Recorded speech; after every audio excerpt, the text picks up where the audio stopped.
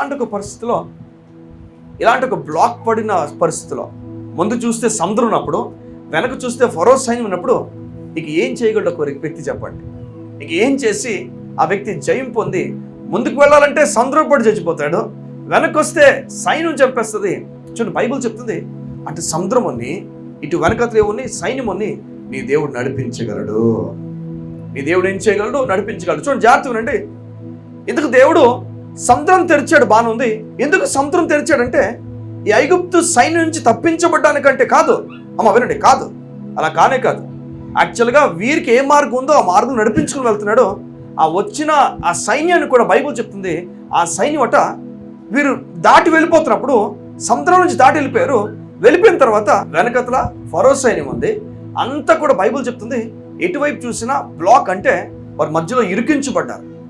అటు అటు ముందుకు వెళ్ళడానికి అవకాశం లేదు, ఇటు వెనక్కి రావడానికి అవకాశం లేదు, తప్పించుకుందాం అన్న మార్గం వీరికి లేదు. అలాంటి ఒక సమయంలో దేవుడు మార్గం తెరిచాడు. సంతోషమే. ఇంతకు మార్గం దేనికి తెరిచాడంటే, వినండి, దేనికి తెరిచాడంటే ఈ ఐగుప్తు సైన్యం నుంచి తప్పించుకోవడానికి కాదు. ఐగుప్తు సైన్యం వెనక్కి వచ్చేస్తుంది కనుక చంపేస్తారని చెప్పేసి దేవుడు కంగారుపడి మార్గం తెరిచేలే లేదు. దేవుడి ప్లాన్ ప్రకారం మార్గం తెరిచాడు. వీరు వెళ్ళాల్సిన మార్గం అదే, అటువైపుకి వెళ్ళాలి. ఎందుకు దేవుడు అక్కడ తీసుకొచ్చాడంటే వీరు దేవుని గురించి అనుకున్నప్పుడు అనుకోవాలంటే ఏమంటే, అయ్యా నువ్వు మహాకార్యములు చేయగల దేవుడివి, మమ్మల్ని నడిపించినప్పుడు మహాకార్యంతో నడిపిస్తావు, ఇంకా ముందుకు కూడా నడిపించగల సముద్రాన్ని అని అనుకోవడానికి దేవుడు తెరిచాడట. ఆ తెరిచే ఆ డైరీలో రాసుకుని ఆల్రెడీ దేవుడు ఉంచుకున్నాడట. ఇలా జరగబోతుంది ఏమంటే ఈ మార్గం తెరవబడుతుంది. అయితే ఈ వెనకల సైన్యం ఉన్నందుకు దేవుడు తెరలే. అందరూ అనుకున్నారు అమ్మో సైన్యం తప్పించుకునే అవకాశం దొరికిందని పొలోమని పరిగెత్తుకు వెళ్ళిపోవడం ప్రారంభించారు. వినండి జాగ్రత్తగా. పొలోమని పరిగెత్తుకు వెళ్ళిపోతున్నప్పుడు మొత్తానికి అంత అయిపోయిన తర్వాత ఒకసారి మోషే అందరు దాటేసిన తర్వాత అక్కడ నించున్నాడట. కర్రెత్తమని దేవుడు చెప్తే కర్రెత్తే, వినండి, ఈ వెనకని సైన్యము వేగంగా పరిగెత్తుకుని వచ్చేస్తుంటా. అదే సముద్రంలోకి, తెరవబడిన సముద్రంలోకి ఆ సైన్యం కూడా వచ్చేస్తుంది. ఇజ్రాయెల్ అనుకుంటారు అమ్మో ఈ సైన్యం చంపేస్తారని భయపడిపోతున్నారు. బైబిల్ చెప్తుంది ఆ తెరవబడిన సముద్రం అలాగనే మరలా మూసుకుపోయింది. ఆ సైన్యం అంతా కూడా ఆ సముద్రంలో మాడి మస్సైపోయింది. నేను చెప్తాను జాగ్రత్త వినండి. నీ శత్రువు నీ వెనకతలు ఉండొచ్చు, తరమొచ్చు. వాడు తరుముతున్నందుకు దేవుడు నీ కార్యం చేయడు, కానీ నీ కార్యం చేయాలని రాసి ఉంచుకున్నాడు కనుక దేవుడు నీ కార్యాన్ని జరిగిస్తాడు. ఎవరో ఏదో అంటున్నందుకు దేవుడు నీ కార్యం చేయడు. దేవుడు నీకు చేయాలనుకుంటున్నాడు. నీ కొరకైన ఆలోచన దేవునికి ఉంది కనుక నీ కొరకు కార్యమును జరిగిస్తాడు. నేను చెప్తున్నాను వినండి, ముందు ఎలాంటి పరిస్థితి ఉన్నా ఆ పరిస్థితిని ఎదుర్కోవడం నేర్చుకోవాలి. ఆ పరిస్థితులు చెప్పాలి, నా దేవుడు గొప్ప కార్యాలు నా కొరకు చేయబోతున్నాడు. వెనకతల నిన్ను అపోజ్ చేసే వాళ్ళు చాలామంది ఉన్నారేమో, నీకు వ్యతిరేకంగా మాట్లాడే వాళ్ళు చాలామంది ఉన్నారేమో. వాళ్ళు అనొచ్చు నువ్వు పనికిరావు, నువ్వు చేతకాని వాడివి, నిన్ను చూడు నువ్వు ముందుకెళ్ళు, నడుచుకుని చూడు ఏమవుతుందో.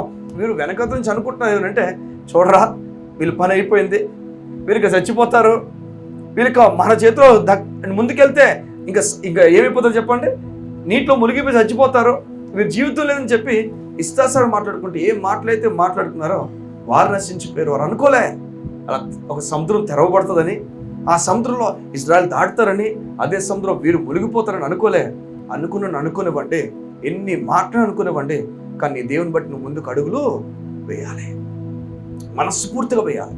సగమా అదే మోషే కూడా లోపల చాలా కంగారు పడిపోయాట. ఇజ్రాయెల్ అందరూ అడగడం ప్రారంభించారంటే చాలా మోషే జీవితంలో చాలా మొదటిగా ప్రారంభించిన పరిచర్యలు కొన్నిసార్లు అవును ప్రారంభించే స్టార్టింగ్లో కంగారు ఉంటుంది. ప్రారంభాలు ఏమంటే మన కంగారు తీసుకొస్తే కొన్నిసార్లు ప్రారంభాల్లో ధైర్యం చాలదు కొన్నిసార్లు ముందుకెళ్ళడానికి. అది బైబిల్ చెప్తుంది, ధైర్యం చాలకపోయినా దేవుని మాట నమ్మనట. దేవుడు ఏమనంటే ఓరకనే నిలిచి ఉండి చూడమని చెప్పు అందరికీ. అలాగనే ఓరకనే నిలిచి ఉండి చూడమని చెప్పాడు ధైర్యంగా. ఎంతకీ ఓరకను నిలిచి ఉండి చూడమని అన్ని లక్షల మంది చెప్పినప్పుడు వారు ఎలాంటి మాటలు అంటారు చెప్పండి? 50 మందికి ఒక 10 మందికి అయితే మన కుటుంబానికి చెప్పడానికే నానా బాధలు మనం పడితే, ఈయన కొన్ని లక్షల మంది సుమారుగా 10 లక్షల కాల్బలం ఉన్న ప్రజలకు చెప్తున్నాడు ఏమంటే ఓరకనే నిలిచి ఉండి చూడండి. ఈ సాయంకాలం చెప్తున్నాను, రాసుకోండి మీ జీవితంలో. తన ప్రియులు నిద్రించుచుండగా, వినండి, తన ప్రియులు ప్రార్థన చేయించుండగా కాదు, తన ప్రియులు నిద్రించుచుండగా దేవుడు వారికి ఇచ్చిచుండేనో. ఆ నిద్ర కూడా ఏమట అలసిపోయిన నిద్ర కాదట, ఇది విశ్వాసపు నిద్ర. బైబిల్ చెప్తుంది ఇక కొంతమంది బలమైన కట్టడాలు కట్టేస్తారు, అయితే దేవుడు ఆ కట్టడాన్ని ఆమేనని చెప్పకపోతే ఆ కట్టడం నిలవదు. బైబిల్ చెప్తుంది కొంతమంది తన పట్టణాలు కాస్తారు, కాశీపట్నం నిలబడబట్ట ఆ కాశీపట్నం దోచుకుని వచ్చేస్తారు.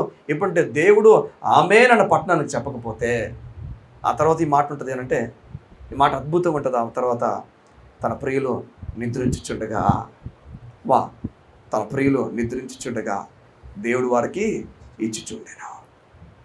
ఒక ఆయనట విత్తనాలు విత్తేవాడు విత్తేశాడట. విత్తేసి వచ్చి పడుకొని లేచి బైబిల్ చెప్పి ఉంటుంది.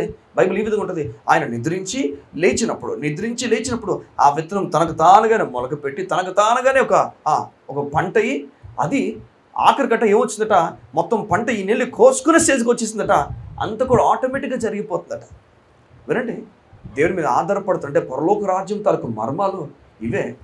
మనం నెమ్మదిగా నిశ్శబ్దంగా దేవుని మీద ఆధారపడిపోయి మన బిడ్డల విషయం, మన ఆస్తి విషయం, మన జీవితంలో జరగాల్సిన విషయం అన్నిటి కూడా ఆయనకు అప్పగించి, ముందు పెద్ద ఎర్ర సముద్రం ఉంది, నాకు అర్థం కావట్లేదయ్యా, వెనక ఫరో సైన్యం ఉంది, నాకు అర్థం కావట్లేదు, నలిగిపోకూడదు, చెప్పాలి, నీవు ఉన్నావు, నన్ను చూసుకుంటావు. అయితే ఆ సముద్రం తెరవబడిన దానికి కారణం వెనకతరు వాళ్ళు నెడుతున్నది కాదు. నేను ఎవరో మాటినందుకు దేవుడిని హెచ్చించడు. గుర్తుపెట్టుకో, నేను ఎవరో ఇది అన్నందుకు దేవుడిని హెచ్చించడు. దేవుడిని హెచ్చించాలనుకుంటాడు కనుక హెచ్చిస్తాడు. ఆ హెచ్చించినప్పుడు ఆ మాటని వారందరూ కూడా నేలకు కొల్చబడతారు.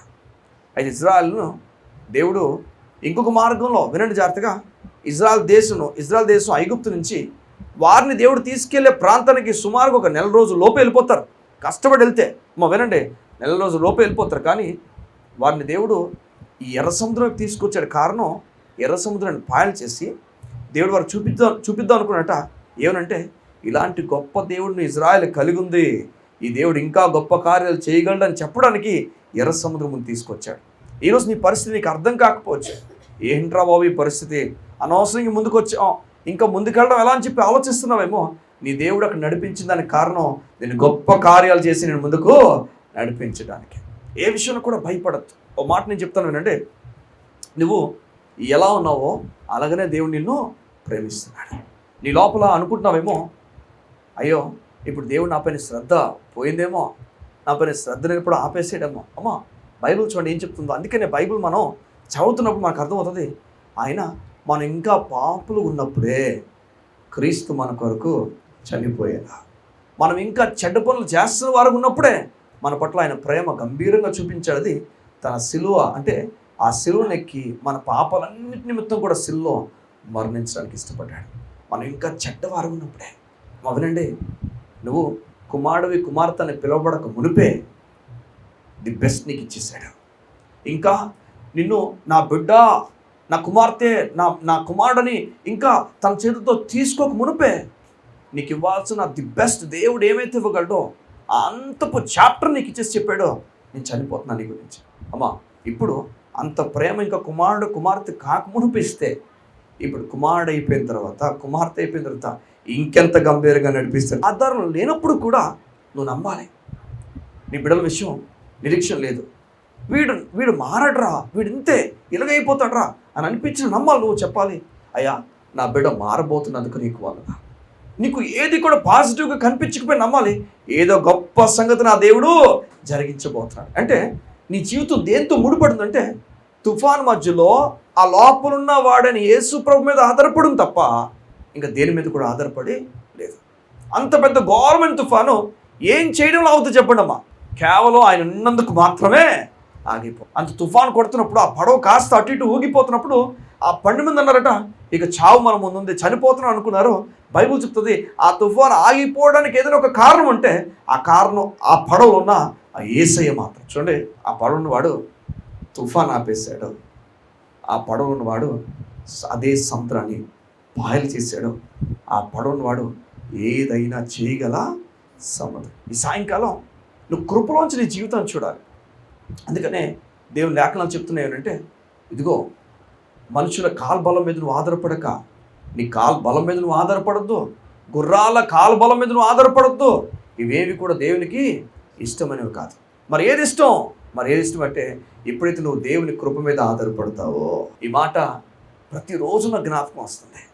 ఎందుకంటే అయ్యా ప్రతిరోజు చెప్తున్నానంటే, అయ్యా నీ కృప కొరకు కనిపెట్టుకున్నాను అయ్యా. కృపన మాటకు అర్థం, నీ ఆలోచన కానీ, నీ ఉద్దేశాలు కానీ, నీ బలాన్ని కానీ దేని మీద ఆధారం చేసుకోకుండా పూర్తిగా దేవుని మీద ఆధారం చేసుకొని నువ్వు చెప్తున్నావు, అయ్యా నా బలం బట్టి కాదు, నా బిడ్డలకు ఇదే ఇవ్వగలిగాను, ఇంతే అయ్యా, నా బిడ్డలకు ఇదే ఇవ్వగలను, కానీ నీవు గొప్పవి ఇవ్వబోతున్నావు. నా బిడ్డలకు జన్మ ఇవ్వడానికి నన్ను వాడుకున్నావు, నీకు వందనలు. అయితే ఇదిగో వారిని ముందుకు నడిపించడం నువ్వు వాడుకోలేయా, నీకు స్తోత్రాలు. మన ప్రతిదీ కూడా దేవుడికి అప్పగించాల. కృపలో జీవితాన్ని చూడడం ప్రారంభించమా. దేవుడు మనకు చెప్తున్నాడు, మరలా కృప వైపు మన కన్ను ఉంచమని. ఇంకా నువ్వు బిడ్డగా పిలువబడక మునిపే, ఇంకా నువ్వు కుమారుడిగా పిలువబడక మునిపే నీ కొరకు తన ప్రాణాన్ని పెట్టేస్తే, ది బెస్ట్ నీకు ఇచ్చేస్తే, చెక్లో ఆ బ్లాంక్ చెక్లో ఏం రాశాడు తెలుసా? నీ కొరకు తన మరణాన్ని రాసి ఇచ్చేసాడు. ఇప్పుడు చెప్తున్నాడు, ఇప్పుడు మరణం లేచి తిరిగి, అంటే మరణాన్ని తిరిగి లేచిన వాడు ఇంకొక చెక్ నీకు ఇస్తున్నాడు.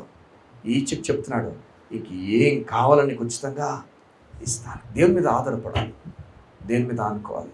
ఈ దేవుని అందరికి వివరించి చెప్తున్న మాట, దేవుని మీద ఆధారపడు, దేవుని మీద ఆనుకో.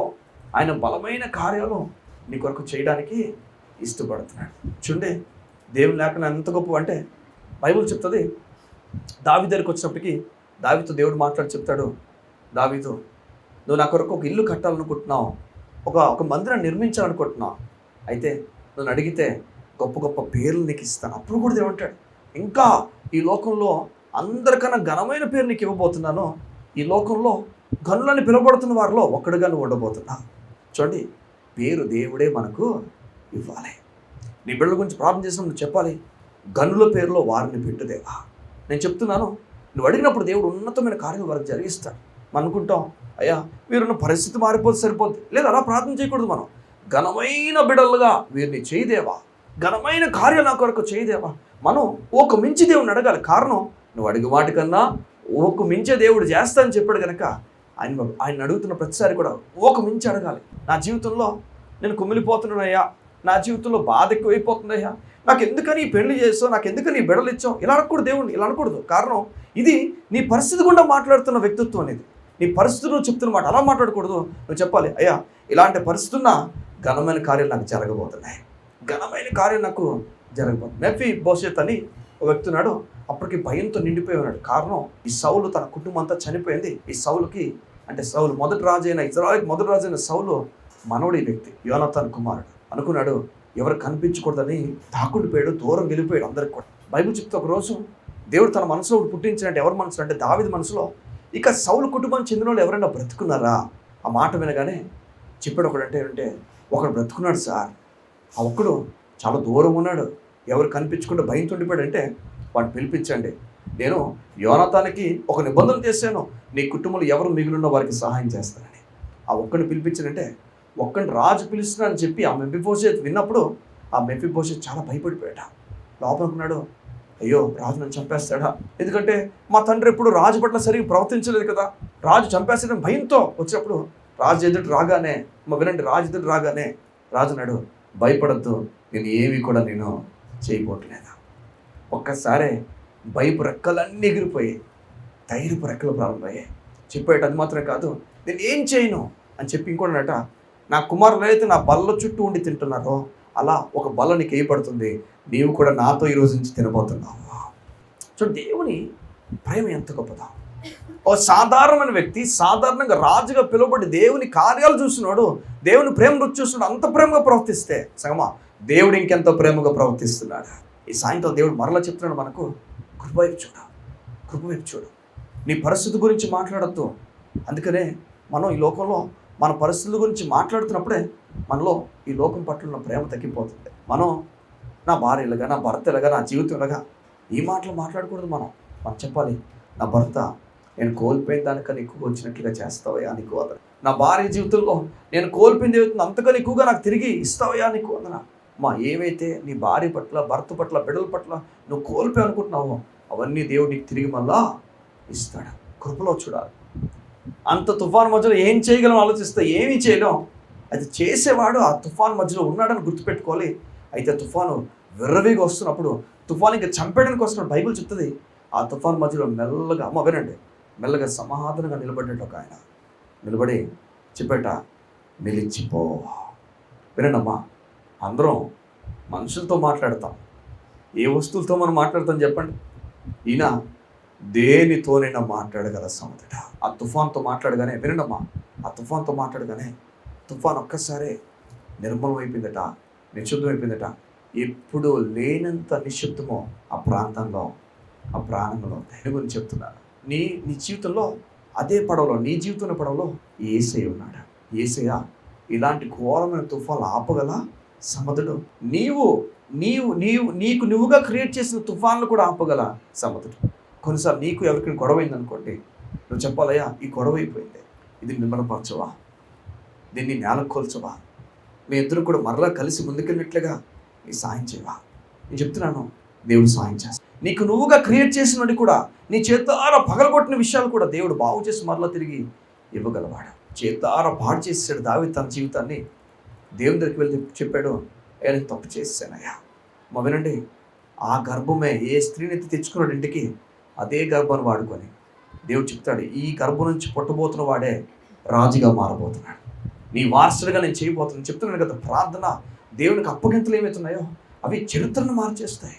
అందుకే మన బిడ్డలను దేవునికి అప్పగించాలి, అది కూడా కృపలో అప్పగించాలి. కృపలో మన జీవితం చూసినప్పుడు కృప అన్న బైనోక్లాక్లో చూడాలి, కృప అన్న దాంట్లో చూడాలి. దేవుడు గొప్ప కార్యాలు చేయబోతున్నాడు, నా గొప్ప కార్యం జరగబోతుంది, ఈ ఆశతో చూడాలి తప్ప నా జీవితం నేను అంతే, నేను ఎప్పుడు చచ్చిపోతానో అన్న భయంతో ఉండకూడదు. దేవుడు గొప్ప మర్మాలు మనకు తెలియజేస్తున్నాడు. చెప్తున్నాడు, నీ ఆలోచన ఈ లోకపు విషయాల కొరకు వెళ్ళిపోతున్నావు, భయంతో ఉండిపోతున్నావేమో.